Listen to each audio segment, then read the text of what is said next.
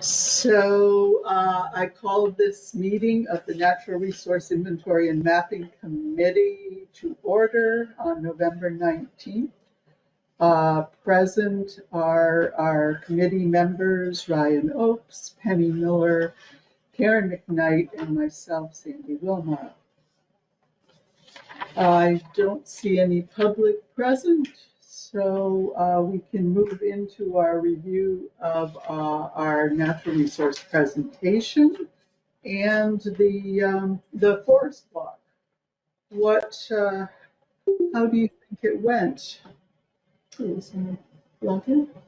I think not, we just changed the view, I believe.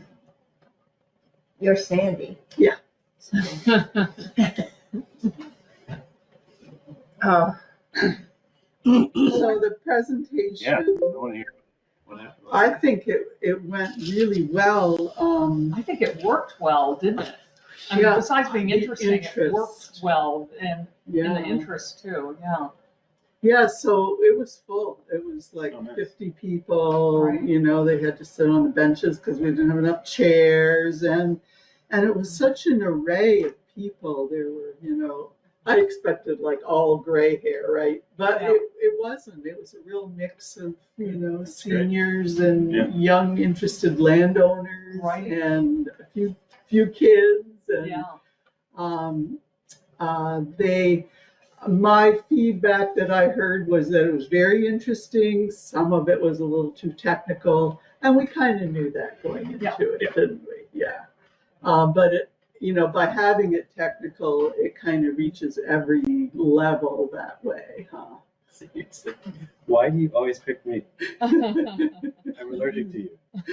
Oh. He says, well, my second You love know. is Karen, who's also allergic to me. Yeah, we didn't get a lot of questions, but you know, it went plenty long, right? It was like 8:15. Yes. The presentation stopped, and then It started at 7. Yeah. Yeah. yeah, I did maybe a 10-minute introduction, and then Michael did the sort of, here's the geology and the soils, and that's how we do the natural communities. And then Jeff went into what he did with wildlife, roadside survey, and then some of the interior work. And then he also presented what Aaron had done with GIS modeling of the two different models for connectivity. One was the town-wide, which picked the best route for wildlife connections between blocks and road crossings. And the other one was more like everywhere that they might cross. I think that's sort of my takeaway with that. Yeah. Right.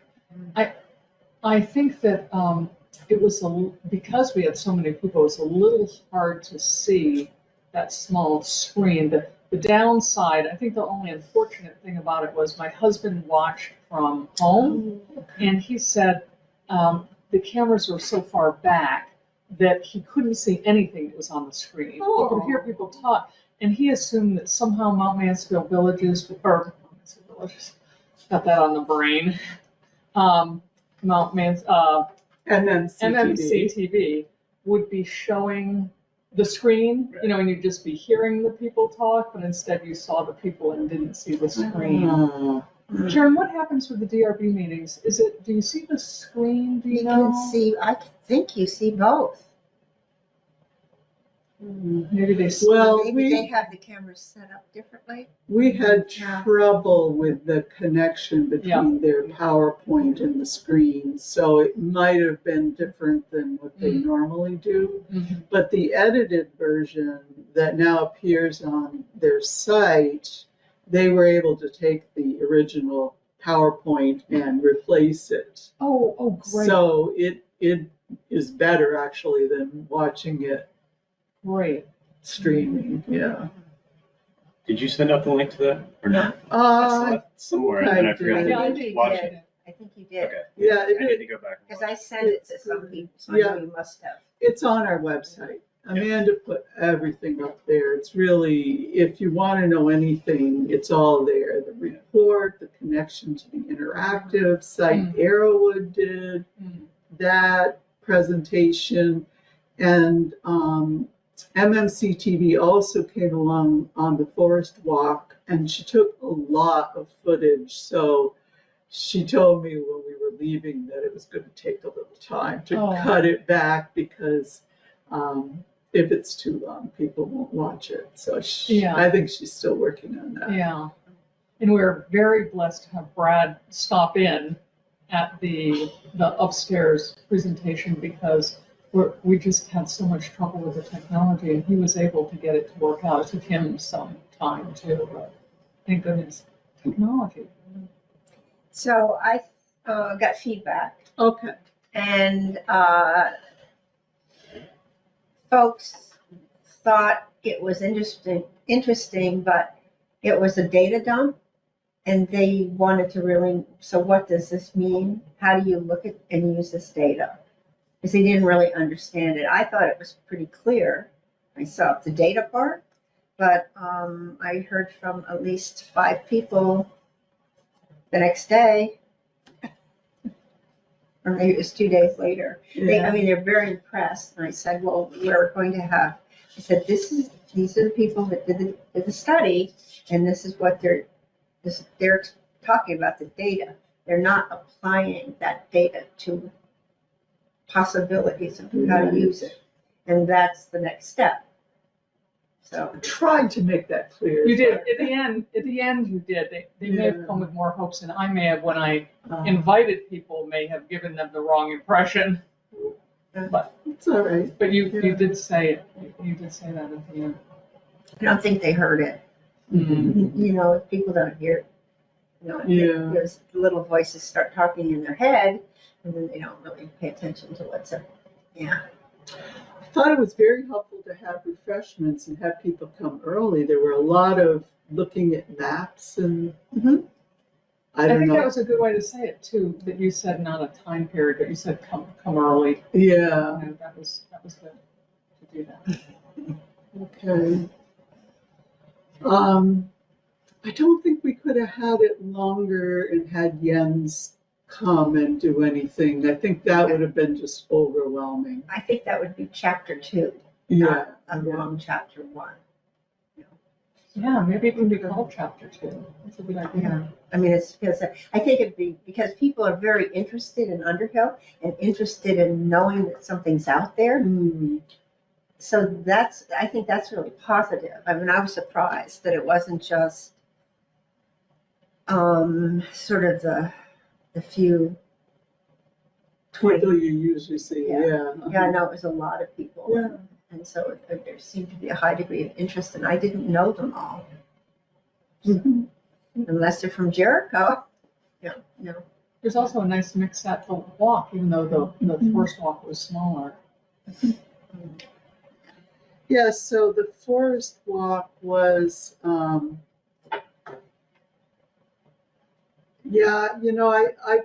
if I had designed it, I might have done it differently, but Brendan and Keith had come like beforehand, the week before, and they'd kind of scoped it out. And when you meet here, you have to do things that are close by, or else there's too much traveling, right? Yeah. And that's always, for me, who lives on the other side of town, it's unfortunate because people don't know what's over there, right? But we did, we just walked across the road and talked about riparian forests and covered a lot of topics just right there, which I think, I didn't think there was much forest there, but it was an appropriate place, really. Did they touch on invasives? Yeah. Really? Yeah. And Keith was great because he's able to connect the dots.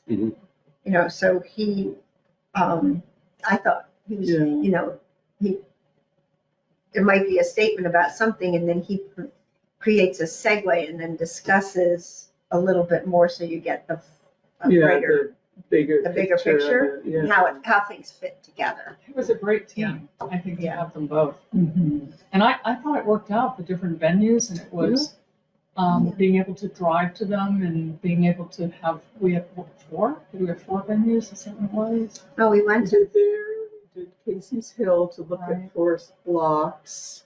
The Central School. the right? Central School was Central truly interesting. I School. thought. We spent quite a lot of time in the woods and the pines, and a lot of really good sort of landowner management questions, which I thought was great. You know, Yeah. what do you do here, and Mhm. ages of trees, and when climate change comes in, you know, you want diversity. Covered a lot of good topics. Mhm. And you know, the crowd kind of petered out a little. Then we went up to Proctor, right? Right. Yes. That was right. And you know, they have the genetic maple study that's maples evenly spaced, nothing underneath. Right. And then you turn the other way and it's sort of a general maple forest. So it was some good discussion about those. And I should have forwarded to everyone. I didn't know what he was talking about when he was talking about topping the trees, or the woman who was there topping the trees and getting the sap off of the top. And Carl Reamer looked up an article on it with some photographs and sent it to me. And it is interesting, but boy, it's chilling to think if Vermont ends up looking like that. Do you know what that's about? I've heard a bit about Oh that. gosh, it's very. I don't think it's going to catch on. Well, I don't think it's that it doesn't really serve another purpose, which is the canopies, right? Well, this is purely agricultural. Yeah, It's yeah. like what she Yeah. said, you know, it's just to maximize that production. And yeah, it's good they can do it there. Yeah.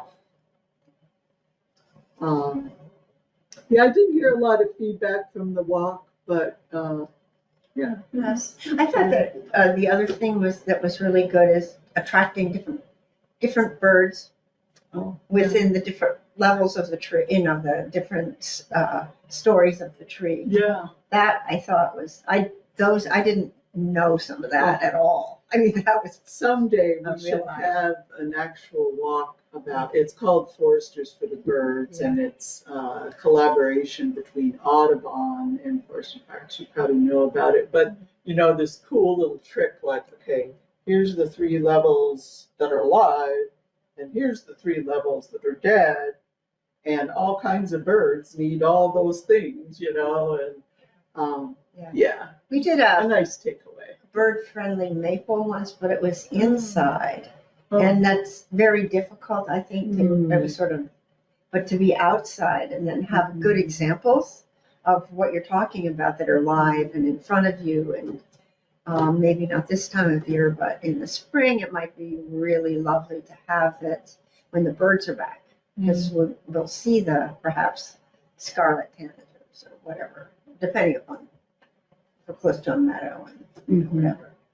I think that would be really nice. And I meant to bring that up last night. That's one thing I think we should have. He did send me 2 links to those little pamphlets Keith had been carrying around, and I had Amanda put them on the website. One was about old growth, which I hadn't seen before, and the other was about forest carbon and how to increase that. So that's another good connect. Yeah, speaking of that, is there a way to purchase the forest carbon booklet or maybe the other one just outright? That looking at it, and some people like to have a bedside reading and not have your laptop on your tummy or something. Keith did say we could get those publications, but I don't know how much they would cost. I'll try to see if I can get some. I think they published them in Amherst, but most of the people that were in, Vermont did the a lot of the work, so I think we can get some. Very interesting. And if so, you know, give them to Conservation Commission, maybe we can have some out in the foyer. Well, I think it'd be nice even if we were talking about other things or doing it on site, sort of the way, maybe not Just to have it, just to bring have along. one, bring it, and then you know you're up on off Mountain Road, one of the big landowners, and maybe they don't know about some of the things that and they might find it really interesting, especially the birds part. As you know, they all like birds, but had they really figured out who lived on the bottom, who was in the middle, and who was at the top? You know, you don't know. That would be really lovely to do that. Good. I It say it was success. success. Was a success. Yeah, I thought it was. I didn't think it was going to be, but I just it was really good. Well, we did a lot of publicity. No, but I thought it was interesting too. You know,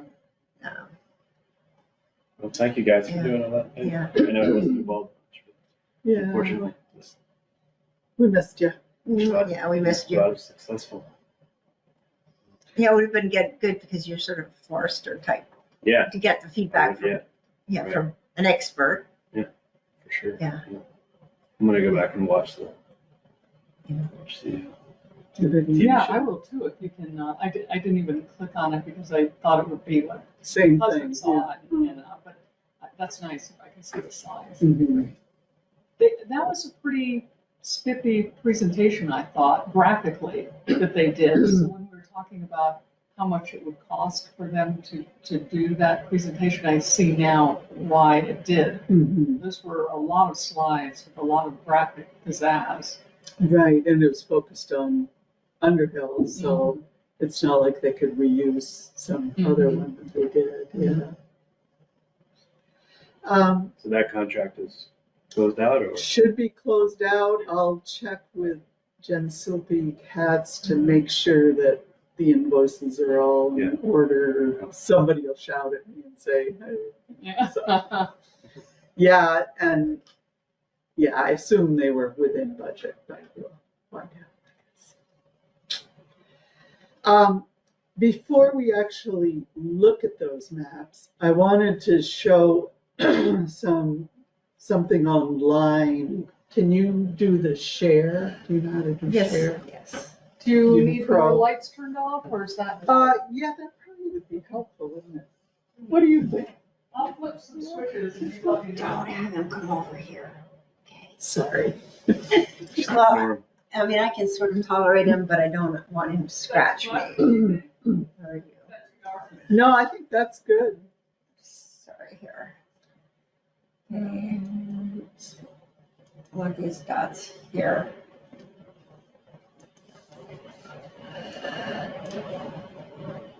Yep, I'll be over here. Come on.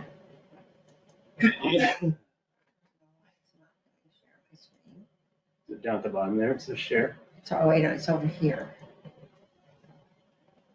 Make presenter, actually. Oh, okay. It's Zoom, I think, is share my screen.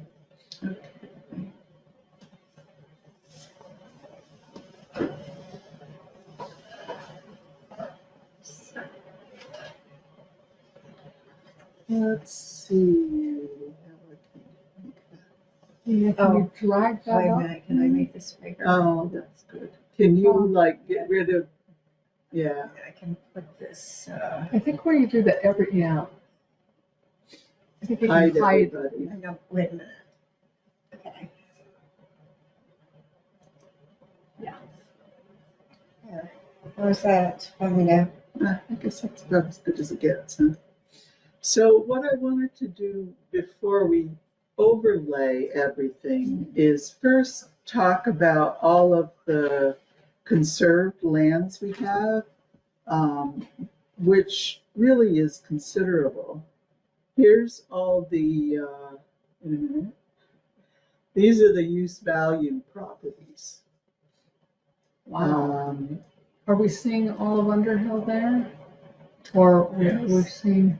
Well, unfortunately, it's, yeah, you see other Well, we don't see a piece up here. Okay.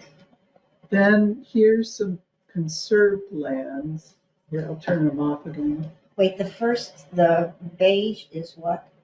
Those are use values. Use values, okay. Then there's conserved lands, and then there's here's the state one. Commercial lands must be this one.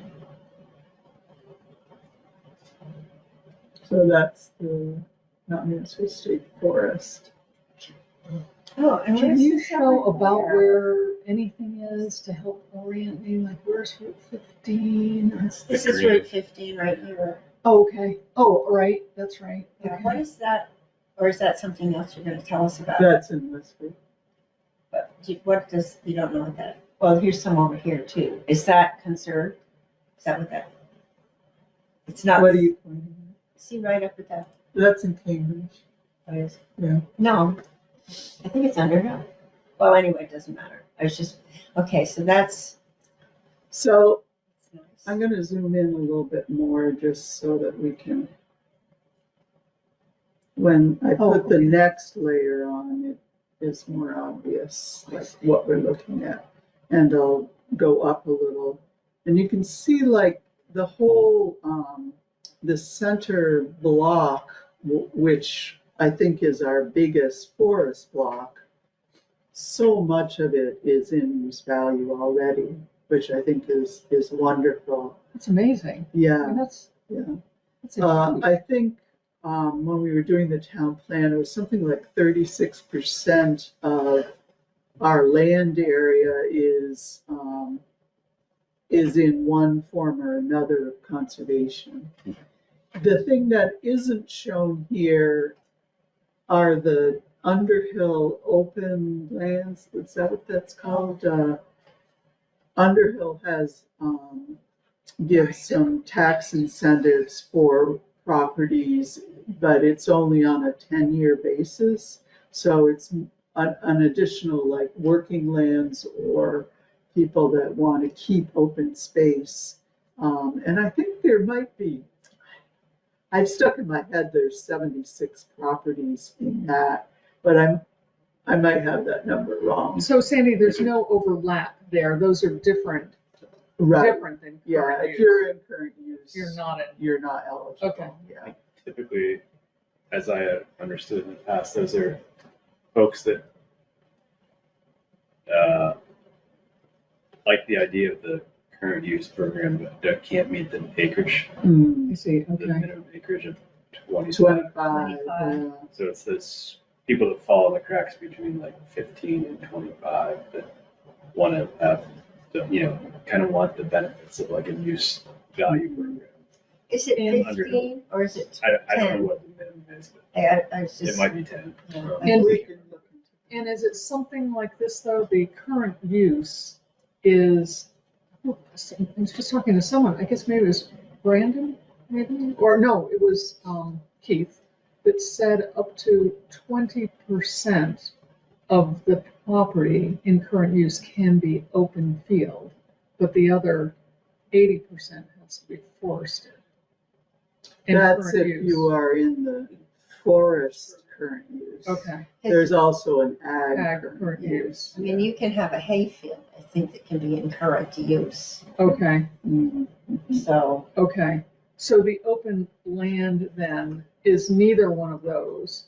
And is it, actually open, like not forest? no. No, it can Oh, it vary. could be either. So open is just a term. Undeveloped. I see. Yeah. Oh, okay. And one thing I don't know, I know current use is every 10 years you have to have a change in, you have to make sure you've done what you said you did the last time, and two, create a new plan or continuance or something. Management plan. But open land, you don't need that, do you? Because there's nobody to really oversee it. I mean, the state, That's the town that oversees but the who open actually land. looks at all the plans? Is it Well, land they required? aren't planned. Well, okay, that's a whole different thing. Let's talk about that at another time. Okay, We can Right. get into the details of Well, that. I mean, I know what current use is, Right, but the open land, I was just. yeah, that's the one that we Just could talk curious. more about. Okay. So once we have this, it gives us a picture of what we're protecting or conserving in a lot of ways already. So now I'm going to include the primary, what did we call it? Prime ag? No, our Primary conservation. Conservation areas. Primary conservation area. Yes. So I've included these in a fairly transparent. And this is Jens's evaluation of what is primary, Right. right? Okay. So that's what that would look like. And a lot of those areas are, I can make this a little darker so you can see. And can you, oh yeah, okay, good. A lot of those are the riparian corridors. Yeah. So even though that, we have a lot of forest land that is in current use or conserved, there's still a lot of area that could use a little more protection in one way or another. So that's those. I'm going to turn that off, and I'll turn the secondary layer on, which is everything else. Oh. But it doesn't include where people live. So let's zoom in. Oh, I see. So the places, with a certain buffer, I forget what he had said. And also, could you just remind me, with current use, does that mean you can have development on it, or you can't in the parcel that is under current use? One house. One 30 house. acres. One house per 30? No, you can only have one, I think, on it for, if you, I think it's 30 acres is the minimum, and you can have one homestead. Okay, I think one it- homestead. Yeah, I Okay. think that's how it goes. So what has been done here is that wherever there's a house, a road, anything developed, there it is 100 feet from buildings is excluded. So that's why you get sort of these patches like that. And it's 100 feet, no, 100 meters. Right. Okay. Yeah, we try to do feet. Sandy, the beige then are then the riparian areas? These beige? Right, it's only because okay, I'm going to turn off the conserved land one because that's getting confused with the other colors. There. So now you can see, okay, the blue is the secondary. You can see where the primary will be. I'll turn that back on. Okay. So it's basically almost everything. Yeah. So what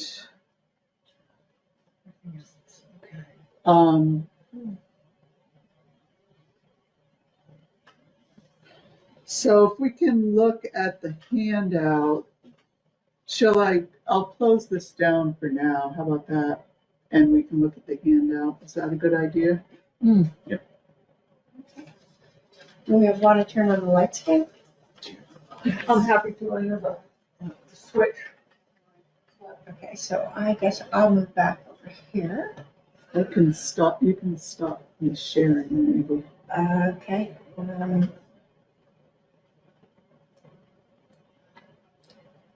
No, don't do that. Whoops, I don't want to do that.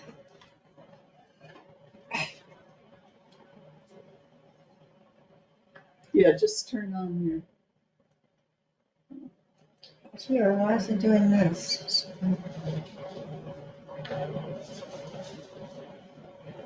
What's that? Are we recording? We never started. Yes, we did Are start. we? Okay. And Karen, remember the hidden up there with the There, people? yeah, but I think I did that. You had everyone before. Okay, let's get everybody. Yeah. There. That's it. All right. So what I wanted to do is to go through the list of what we've included on here and talk about what we want to do. Let's first look at, Sandy, can I make copies of that? I did not bring that list. That's what you. oh, I didn't get it.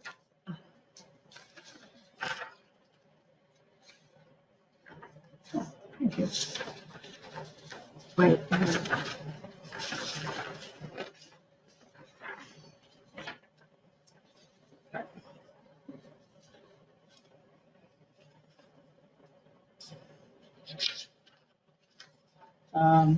So just to review what he has here so we all understand it at the same pace. So he's taken the data that Arrowwood has put into maps and included also some other additional data layers that were important to this, and we can talk about that, and created both a primary conservation area and a secondary conservation area. There's two maps here. The only difference is that in the one that I showed you and this one that has more on it, the town-wide connectivity model is considered in the primary conservation area. Mm-hmm. And in the second map, that is included in the secondary conservation area. Mm-hmm. Okay. The primary areas are the most fragile and sensitive. They're usually limited in area and allow little flexibility in their location and in their management. Mm-hmm. They can't really move or be developed and still have the same function maintained at their current levels. So that's sort of how we're defining the primary ones. The secondary areas are still very significant ecologically, but they tend to be larger in area, and so therefore there's a little more flexibility in how we manage them.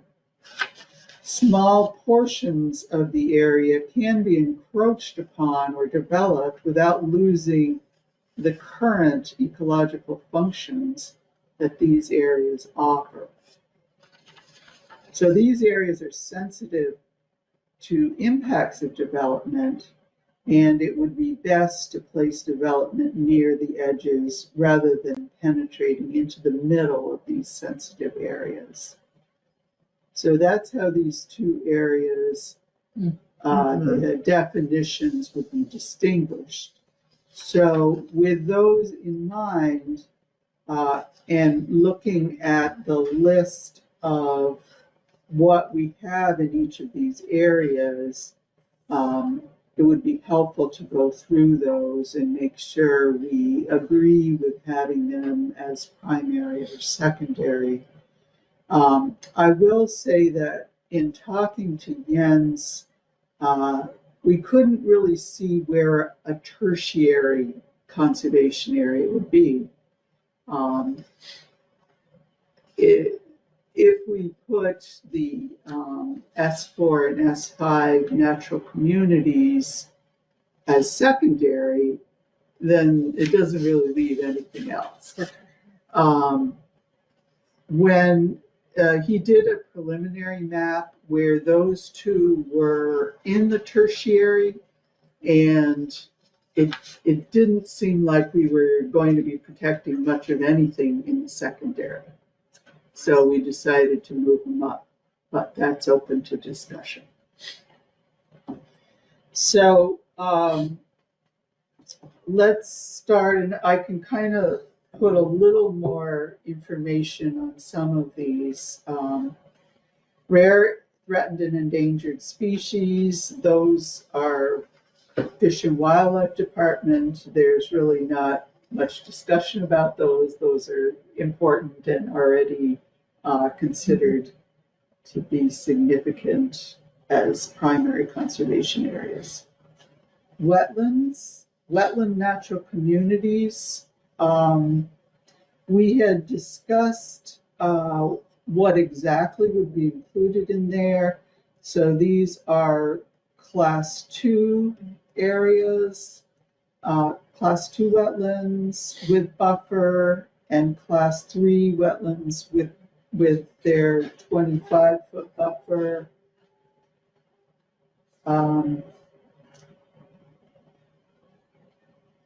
Yeah, okay. And class 1, of course. We have a few that are class 1.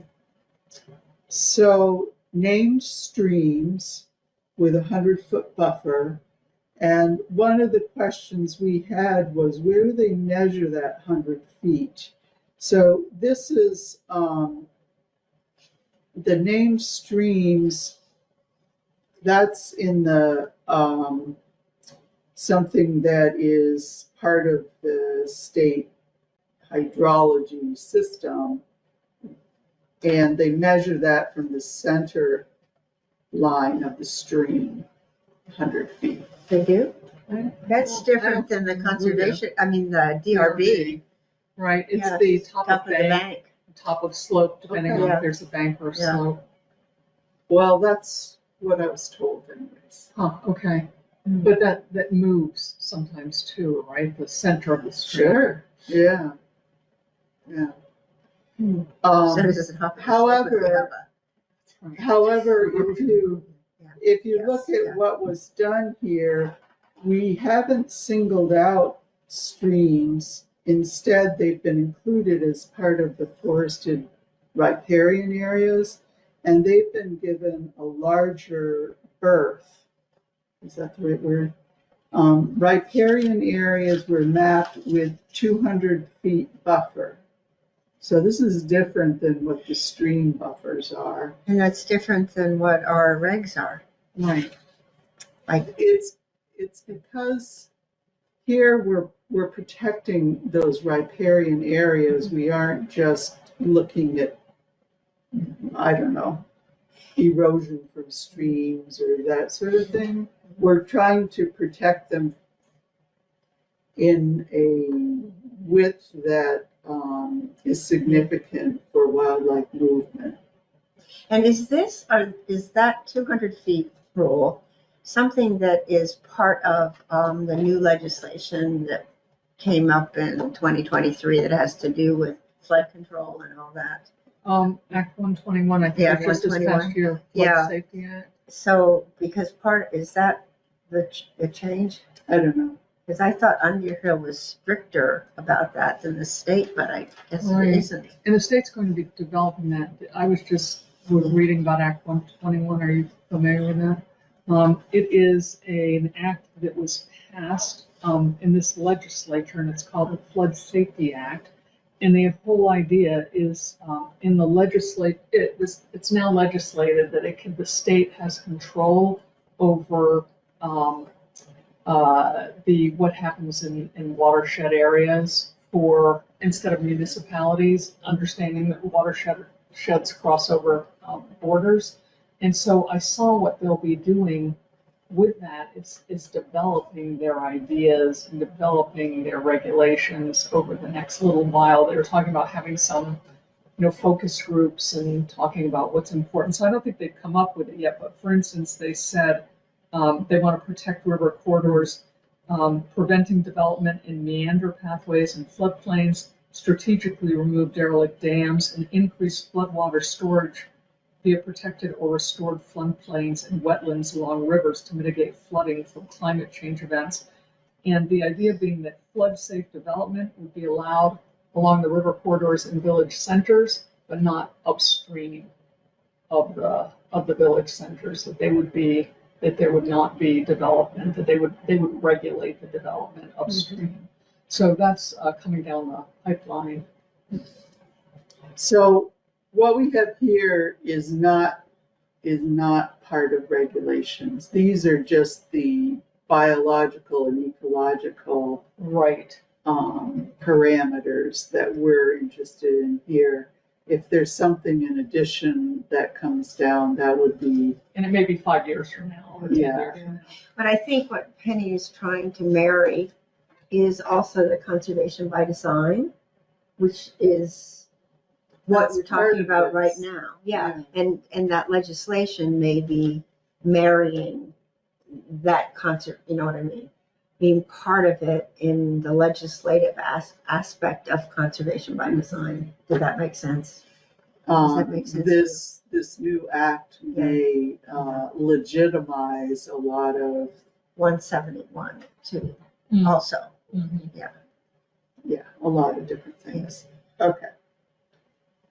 Thank you for that. I didn't realize that was going on. I didn't either until yesterday. Well, I realized that when I was talking about the beavers, but I didn't know I couldn't remember what the, act yes, number was? because I've got always 171 in my head, Yeah. which is, Right. the one I go to, my go-to Right, act. go-to. Also included, oh no, that's separate, okay. So that includes the wetlands and the forested riparian, and, when we meet with Jens, he can probably articulate all of those things a lot better than I have.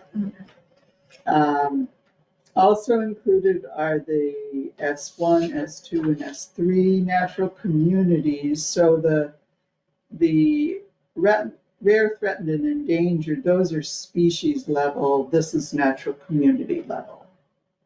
So it's Okay. a similar, kind of categorization, except for natural communities rather than species. S1 being rarest. Yes. So do we have species? Is that the rare, threatened, and endangered? Is that the separate? No, Okay. it's separate. It's separate, but then but the natural communities encompasses, it could be rare lilies or something. I mean, it could be more than animals. Yeah, it could be like a, Stand of, like Often, we have one at the range. It's a floating bog, basically. It's a bog Oh, mat neat. that's Cool. basically kind of like a peat bog that's floating. Like, it's got black spruce growing on there. yeah, And it's literally an island inside of a big pond. It's super rare, and it has, like you said, it has rare plants within it. and that So is which sort of one? off the, what's the name of that trail? It's out. It's actually it's in Jericho. It's closer to Yeah. Nashville Road. Yes. So Ryan, is that, would that be under the S1, S2, S3 natural communities or under the rare, threatened, and Yeah, it's an endangered S1. species? It's an S1 natural. Yeah, That'd be cool if we could do a field trip there. Yeah, that's Yeah. a neat idea. Could. a lot of the ones that we have are ones that are on Mount Mansfield. I see, They're like right. cliffs Right. or high elevation. And the circles that are on these, that just means a high concentration, and you drew it as a circle? Or, see, there are three, Yeah, I'm not sure what those are, since they're all grouped. I'll have to go back to the original data and try to I think it was. figure out. I think it's either a rare plant. It's rare, threatened, or endangered. I think. Yeah. It's, typically, it's a point. A circle. Yeah, Yeah. it's marked by something. yeah. And when I looked at the, property and use value, and state land, most of what is included there is in protected lands already. So, yeah. So the townwide connectivity model is one that we'll need to talk about a little bit more. So let's just skip that one for now. The vernal pools with 100-foot buffer, we had talked about that before, and that's there. And then here's where the rivers and streams with the 50-foot buffer, that's from the hydrologic data set. So I guess if they are riparian, forested riparian areas, then they would have a larger buffer than streams that don't have vegetation close to the stream bank. You said that was 200 for forestry riparian? Yeah. Yeah. So is that They had done be- 75 meters. would be 100 feet on each side from the center line, or is it 200 feet from the center line to each side? For a total of 400. 200-foot buffer. Huh, interesting. I asked that, and I can't remember if he said. I could look at the data to figure it out, but Huh. Yeah. So understanding the buffers for each of these is going to be pretty important, I think. I think so, Yeah. yeah. And then just moving on to the secondary part, early successional habitat. There wasn't really a lot of that in town, but Arrowwood mapped some areas. The mast stands are only the beach stands, so they wouldn't include oak and other things because there just wasn't a good data set to include. And does Underhill really have a lot of oak stands? I mean, they're, It's surprising that when the foliage went, dropped for everything except the oaks, it really they stuck stick out. out. oh, because I If was, you go on the river road, you see these patches of them. oh, those are oaks, because I was only thinking maybe they were beech trees, Hmm. because they, Yeah. okay, so it's just like the different color leaves, dried leaves. Yeah. Yeah. Ledges, talus, and cliffs are secondary. Yeah. Oh, you're bored. I'm sorry. Could you speed it up, please, Amy? we talk about birds. Well, he was very interested when we were talking about birds and forests, He was watching your hands. Was he? Yeah. Oh. S4 and S5 natural communities, I mentioned that before. That would be included in the secondary. And by doing that, you include really all those areas that are part of forest blocks. And then vernal pools that aren't, it isn't the 100-foot buffer around them, it's that 600 feet beyond, which is sort of their life cycle need rather than just the reproductive need. So that would be 700 feet, No, 600 is the but limit. plus 100. No, so it would, Okay. first you get the The 100. 100, Oh, and then you do and the, then this is and this this is is 500. secondary. So you might have two different management regimes. One might be more protected, the other you can do certain types of things, yeah. So,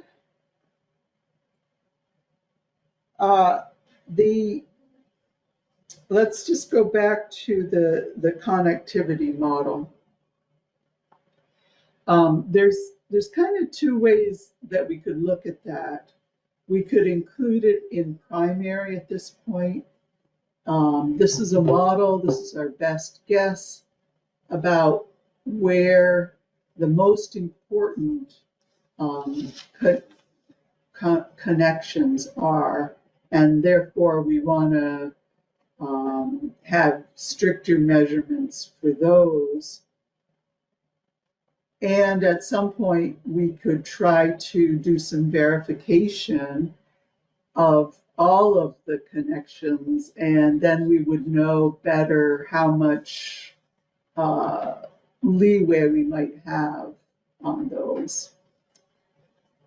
Okay, so if we looked at all of the possible places in town where wildlife can move from one block to another.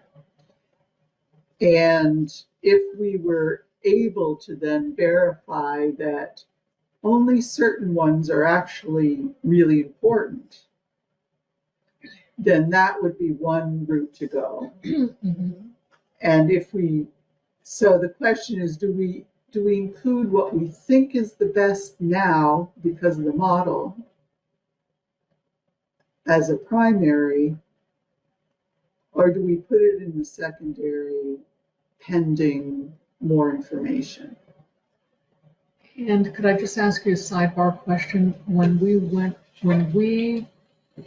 watched Arrowwood meeting with the Jericho Conservation Commission, Aaron was doing something with data that predicted where the connectivity, the most important connectivity points were, even though it wasn't actual sightings. This is more than likely where they are. This Okay. is what has been done with this town-wide. Okay. These are the best, our best guess. Yeah, he Best guess, mentioned that, I think. Yeah. I think for Jericho, Aaron did more data crunching. Right? Mm-hmm. So is this the equivalent of all the possible crossings, or is No, okay? no, that's the thing. The other model, which I forget the name of it right now, that he did, that was all the different potential crossings. Okay.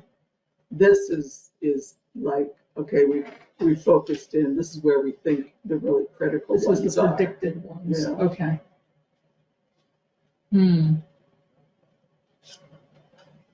So you said, do we put them in the primary or do we put them in the secondary pending verification? What is a verification of connectivity? With the Jericho Conservation Commission, when we watched that webinar, Arrowwood was, I think the best they could do was just a model prediction. They weren't actually verifying. It's just a model prediction. Is there a way to actually verify that? I think if we'd had better snow cover, Okay.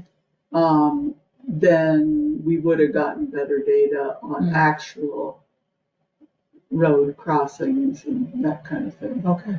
But it was just not a good year for it. I see. Okay. So yeah, I can't imagine we're gonna get more money to do a little bit more, but so, do we want to protect something that is our best guess? It's the best data we have. Well, either way, they would be protected, Mm-hmm. based on what, as a town, we decide secondary conservation means. Right? Mm-hmm. So it's all relative to like what do we do with secondary conservation areas? Are these fully protected, or are they, like, we know what they are, but how it's What sort of not necessarily our job to make up. right? What down the road someone has to say, okay, in these areas you're allowed to do this and you're not allowed to do that. Or in these areas, you can put a road in, but you have to make a tunnel underneath it for the salamanders. Is that what we're going to? We're going for that? Yeah. Or a bridge so they can walk over it? Or, yeah. So we're not, like Ryan said, we're not thinking of what the regulations would be. We're just advising where the locations would be, and the protections would be someone else would decide that, but we're just focusing where to focus people's. Right. Well, if you go back to the definitions that Jens gave us, the primary ones, it says they can't be developed or moved and have the same function. So, I mean, if we think about this, and there is a really critical place for connecting, east-west corridor in town, and that is the most important one, then we would want to protect it. But we don't know for sure. Mhm. So we could find out. I mean, we could do verification. And that's mainly, you're talking about that is tracking. And that's on a good winter, presuming we'll have winter again. Yeah. And Yeah. you have to go out and walk the spot. Right. Yeah. And know what you're doing. Yeah. Walk the spot and know what you're doing. That might be a limitation over here. Yeah. Uh, Let's just talk about deer for a minute, Okay. okay? Because it has a lot to do with this, I think. When I think of those connections, I always think about all the deer I see crossing the road. Jens and I talked about deer yards and the significance of where deer move and whatnot. We're really talking about a lot of other animals. The deer they're having a heyday right now. Yeah. Winters are not that cold. I think We have not included deer yards on here as any special protection, partly because the climate isn't as cold as it used to be, partly because that doesn't really show where they're feeding as well as overwintering. It's really just that protection part. And as he mentioned, it's not really, there aren't a lot of other animals that are protected in those same deer yards. It's not like, some wetland where there's like oodles of different things that you're protecting, right? So I hope you'll agree with that line of thinking on deer yards. Well, aren't deer yards already somewhat protected or considered The in ones on development? the maps, Like if right? deer yards If are. you come forth with development and you have a state deer yard in your, We ask them, or we actually ask them to put the building envelope someplace over in another spot. so they already are. Sort of. Sort of, kind of. I think yeah. it's more like minimize development. But yes, but deer yards though, aren't they all, they're sometimes located where there are hemlocks. And hemlocks tend, I'm going to get myself in trouble, tend to like areas that are wetter than drier. You know what I mean? They I grow think in- you're right. Yeah, so that in itself would mean if it's wetter, that's maybe another, I think of wildlife corridors as places that foxes and bobcats and bear like to travel. I don't necessarily think of deer. Mhm. I mean, Okay. they can share, but yeah, I don't know. I what guess you- my other point Yeah. is if you have inexperienced people looking for those corridors and you have like all these deer Oh, I tracks. see where you're going, Yeah. yeah, That's the only thing I'd be able to tell. yeah. But it is something, I think it's the only thing that I can think of, Karen, that's in our regulations in terms of trying to minimize development is deer. It's deer habitat or deer wintering yards and the like. That's interesting. So we don't even include them on the map? Yeah, we should. Or it shouldn't be in our regulations. I mean, they maybe should be more compatible. Maybe it's that now, maybe we have too many deer. I remember Ethan Tapper, what he had to say about deer.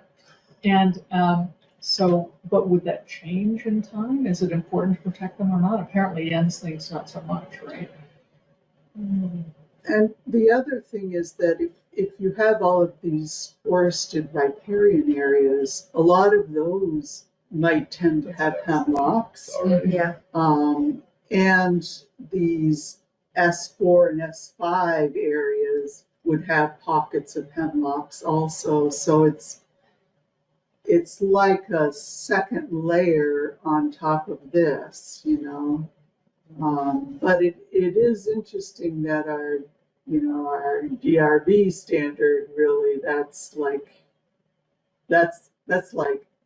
primary. It is, yeah. And in fact, one of our DRB members was, before she became a member, she was telling me that she was pretty frustrated because when you look on the maps that you get online, what is that called? I can't remember, that you can do the layers. Yeah, the atlas. The A&R maps, that it shows that there are deer yards on her property, and she said they're just not. We know that property so well. We walk it all the time. We snowshoe it, we ski it, and there are no deer yards there, so those maps are not correct. But we as a DRB would only be able to see what A&R tells us, you know. Mm-hmm. So this is sort of this is a more updated possible, correction to that. In fact, she was hoping that this would correct some of the issues with deer yards on her property. But what's your take on this, though, with deer yards? And I'm just, because you're a forester and, you know.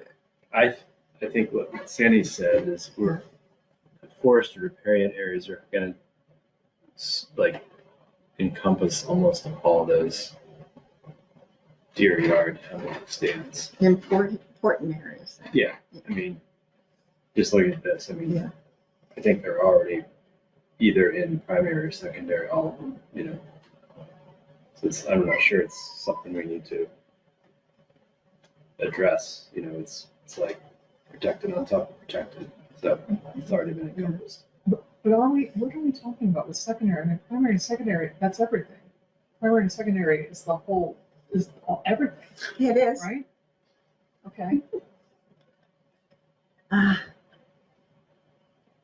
Everything that doesn't currently have a house on it is primary and secondary.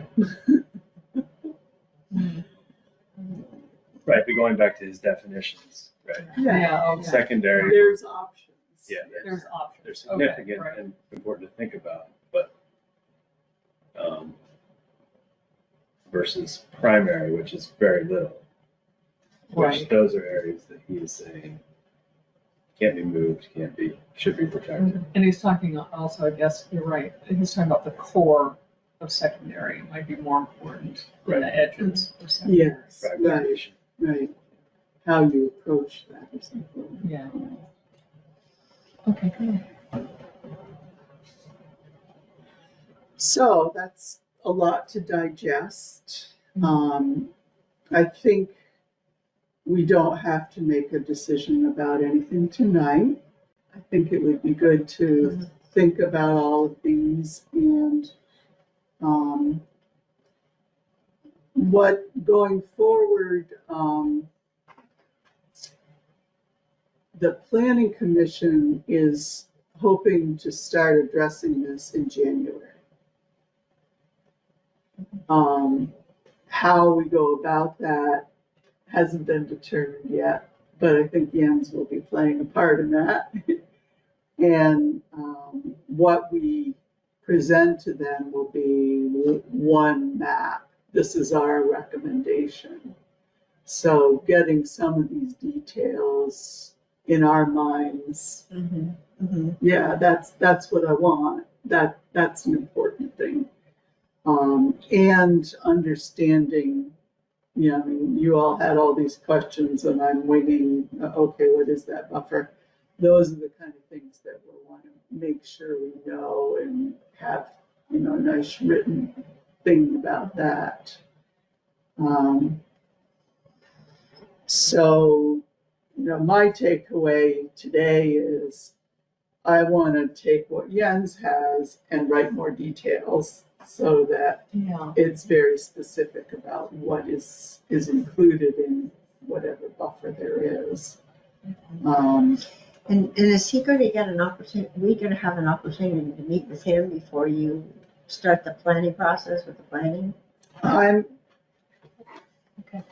leaving it up to you guys. I mean, I would like to maybe if he's available in December, to have him come and make sure we feel good about how things are explaining.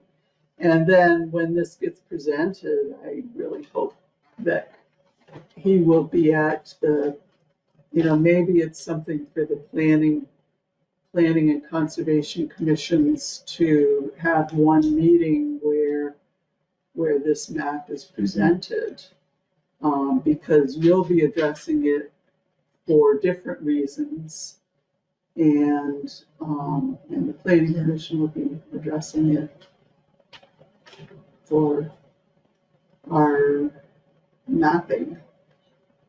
Well, yeah, for the town plan, next iteration or so. For the zoning districts, yeah. Is there any value to thinking about what the surrounding municipalities have done with their data? You know how Jericho has overlay districts for their primary and secondary. I'm thinking it all about like reflecting on what they have done and how successful they have been. And just and down the road even, you remember Sabina was saying that their overlays really what they mean, I believe I'm right on this, is that it then means that Conservation Commission is consulted on, say, development.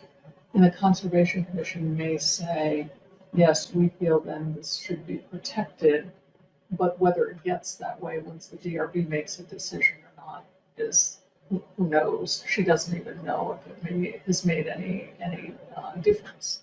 But at least would it be useful for us to know what Bolton is doing for their primary versus secondary or tertiary? So we're sort of like thinking regionally about this, or yeah, I think that is good. I'm not sure how many towns have this and are using it. We know Jericho is, and that's good. So looking into what other towns are doing will be important.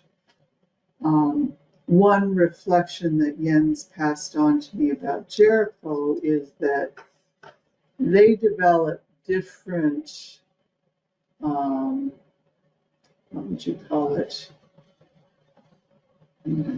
Restrictions or management guidelines for like each one individually, and that gets really complicated. And that's why he's suggesting you have two descriptions. I see. But whether or not we do that, I don't know.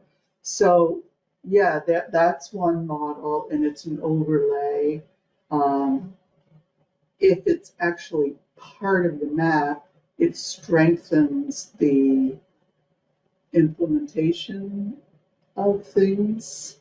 It's not a secondary consideration, which is what the overlay is. It's right out there front and center for developers to see, what's going to be required, which I think sometimes that's better because you know what you're getting into. I don't know. Yeah.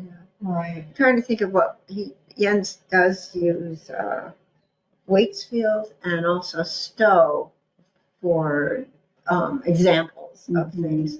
But we're getting into a little bit of, if he touched on the conversations that I've had or presentations that he's done, I don't remember some of the details that you're now talking about. I was listening to him, but I was thinking of it in connection to some other things. But he did specifically talk about wildlife corridors, and I think it's Stowe. And So, there's another one to another town in Vermont. Karen, does that translate, wildlife corridors, does that translate to town-wide connectivity model? Is that would be his line item for that? Is that what we're talking about? So you're saying that part of our homework is deciding, does that connectivity go under primary or secondary waiting to be verified? And is that basically, are we talking wildlife corridors? Is that basically when we say connectivity model, that's wildlife? Or it could be forest blocks, I mean, you could think of, and I think of it as wildlife quarters, but forest, forest blocks kind of connect to protect the wildlife. It's kind of to get in my. They go hand in hand. Yeah, Sort I think if you look at the map, you would find it where you have forest block connectivity. That's what the model takes into account. These are the places where you're going to naturally have crossings because wildlife feel comfortable in those zones. Protected. Yeah, it's, going from their winter hibernation down to some other, wetland foraging in the spring or something. And so this map doesn't actually show, for instance, a red area that stretches from east to west, because we don't maybe have a delineated corridor like that, but the yellow areas are, like Ryan was talking about, are maybe more flexible, and so there's connectivity that happens in there, but maybe not just right in a delineated red area. Yeah. There's no like road signs that say Yeah. cross here. Yeah. Although, Maybe in the future. didn't they talk about east-west a little bit? Talking about it going from The mountain. Irish settlement to, because of those properties that they wanted to look at, seemed to me where there had been wildlife quarters in the past somewhere. And so, from Irish settlement, they cross and they go over to, let's say, Crane Brook, and they come across here and go up to the mountain. But didn't they talk about that in the presentation? A little bit. I thought they did. I'll have I'm to not review sure it. I I think remember I'll that review part. that. Certainly we've heard from Jens and other people about the value of that east-west. Right, about how important that is, and it's not. In Underhill, a lot It's not of it's a more natural. south because it's along the ridge, but it Right. also needs to get, Because all of our roads go north, south, so it cuts people off, cuts turtles off. Okay, so if I can summarize here what we're doing. I was going to say one other thing. I was maybe going to take this data, this town connectivity in either primary or secondary, just see what the difference is between the two. I don't think it's a tremendous amount. Now, what do you mean, Ryan, for instance? So I was going to Example. take it, Sort of see do how a much it adds. subtraction. Yeah, see how much it I adds to see. either one. I see, okay. Try to figure out. I see certain areas where it's you can really important. see a little bit of it. It'd be nice to know where North that. Underhill Station. Where that wiggle room is? Yeah, well, kind of. Yeah, where we're talking about. You know, it's not completely apparent on these No, No, it's not. unless you really dig into it. I Yeah, think these are a little hard to understand. I mean, maybe it's because there's so much orange. You know what I mean? It's, Yeah, there's a different home. yeah. Or something, it's. So Ryan's going to do a subtraction. And I wonder if I didn't look at the data yet, but are each of these? I'm guessing he must have these broken out within the data, so we could actually color them differently. Yeah. I think he didn't want to do that. Because he It's thinks really they're all confusing. important. Yeah, and then what happens is people say, Oh, right. let's get rid of that one. Yeah, Check that out. let's not worry about vernal pools. Yeah. Okay, that makes sense. Well, we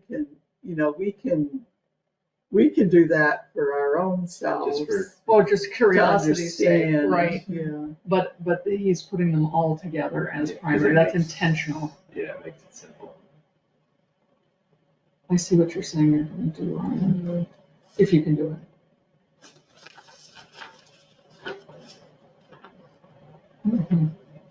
So we're going to do that. We're going to look at other towns. Yeah. We're gonna see if Jens can meet with us in December. I'm I'm gonna get more details, for buffers, etc. And by the way, I was just looking at the Jericho regulations, and I believe they have translated it to, it's like a 600-foot buffer from the top of bank. So it's in one direction, or it's 100 feet from, yeah. Oh, That's top of top of bank. Right. Ooh, oh, you're looking online. Yeah. What is the next? Oh, I also asked Jens if he could look at, we don't really have a few other, what I think are important ecological features here, which are steep slopes that are prone to erosion. You know, are we protecting our soil water conservation areas? And I've looked at our zoning maps, and I'm not sure how they created that soil water conservation district. It looks like it's soil related. So I asked him to look into that a little bit, so that if we want to include something other than wildlife features, That's a good that point, we could Sandy. do that. Yeah, I think it would be helpful to do that because we've gone to the map on steep slopes I know. recently when We have to. people want to Yeah. put a house And someplace. there's a lot of or- litigation, I think, in life on steep Steep slopes. Yes, Right. yeah. So that would be something maybe he can bring to the December meeting. And that's related, that's Yeah. unrelated to AE. That's sort of incorporating that into this whole, Right. all right, that's a good point. Is there anything else, Karen, that you can think of that environmental wise that we have issues with that to bring up? I mean, steep slopes is a great idea. It's huge, Yeah. yeah. And I mean, I think wildlife corridors Yeah, wildlife And- corridors. and the whole issue with the deer yards, but There's a, yeah. Oh, the other thing though, from the DRB perspective, although we don't really do much with it, is prime ag. that's true. Prime ag, That- I mean, That is that's, true. and that's something that we should steer people away from, but many of the approved housing and Mhm. development are in prime ag, and so you can't trade, like South Burlington, I think, traded one piece of prime ag so they could build on another piece or Right. something, but Underhill doesn't have that Well, flexibility. that's a good point that Karen brings up, because I have never quite understood why that's in the regs, and I've heard, we were told one time, I think by Andrew, that it's in case anything happened to our food supply down the road, who knows, climate change or whatever, that we would have that land to produce in Vermont. Mm. But it's almost seems token, at this point. And what sort of importance or priority should it be given prime ag? That's another thing in the regs. That was a good point. And it was something that is in our climate change action plan to create a policy around that also. So thank you. Well, I'll see what other towns have done, or try to raise that, so that we can at least have a discussion about Yeah. understanding I what it suppose- is. Jens isn't a resource for knowing about that, I would assume. Right. But maybe he could direct you to someone. So if he says, well, I can come in December, but it has to be X night, we Like could, Christmas Eve night. well, yes, well, we'd be here for that. No, I mean, we could maybe flex our meeting if, That was what I was hoping. yeah, are you Yeah, pretty? I think we have to be flexible for Jens. Yeah, I think. Yeah, okay. We could dial you in, even if you're rocking the baby, we could. No babies for me. Not anymore. No, you don't have any more, right? You have two Two girls, yeah. they're not 16 babies. and 11, yeah. Oh, they're 16. Oh, my Oh, word. I was thinking 4 and 6 or something. That was a few years Yeah, ago. I yesterday. guess They it were. was. Yesterday. Now there are other issues that are coming up with a 16-year-old driver's license. Yeah. Yep. Yeah. And I'll also see if Jens can come in January and have a joint meeting with Planning Commission, kind of a rollout. And I'll bring that up at our planning meeting tomorrow. Is that something the DRB would want to be a part of? It would be very nice if they were. I think the DRB really We could needs to invite. and wants to understand why and how and what's changing. In fact, there were just even, this is small sidebar, but some of those little zoning regulation issues that came up, whether it's not referencing the right act or whatever in there. It would be helpful for the DRB to understand what has changed in the zoning regs. So I hope that's however you folks do it, it's clear with striking out or putting a note or something about why you changed something or didn't. Well, they can come to this presentation, but this is the start of the discussion, Yeah, so well, it won't really be how it has changed. Yeah, I mean, I think if they wanted to come, but anybody can come. Yeah. So Yeah. they haven't, Right, they haven't, in the past, they haven't No. embraced it. no, right? they haven't, that's a good ways. But yeah. Okay, nice discussions. Oh. Did I talk about everything? I don't know. Our next meeting is scheduled for December 19th, but that will depend on Jens. If we have it on the 19th, is that a day that everyone can come? I think so. On my I'm calendar. sure. People going away for Christmas or anything? Oh, well, that's cute. Yeah. Oh, let me see here. December No, 19th. 19th is a Thursday. Oh, well, that's not right. What is the day? 17th? 17th. Right. Okay, So that's more reasonable.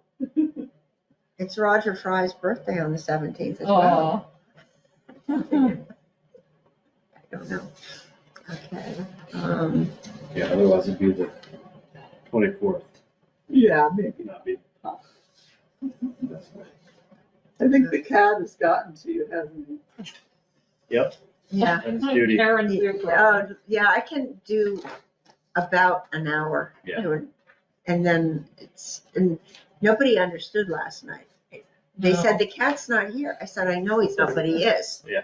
Yeah. His standards here. Yeah. Yeah. All right, Tina's shall we here adjourn? laughing. Okay, I'm gonna, Take a motion to adjourn. I'll make a motion. I'll second. All those in favor? Aye. Thank you all. Thanks, Sandy.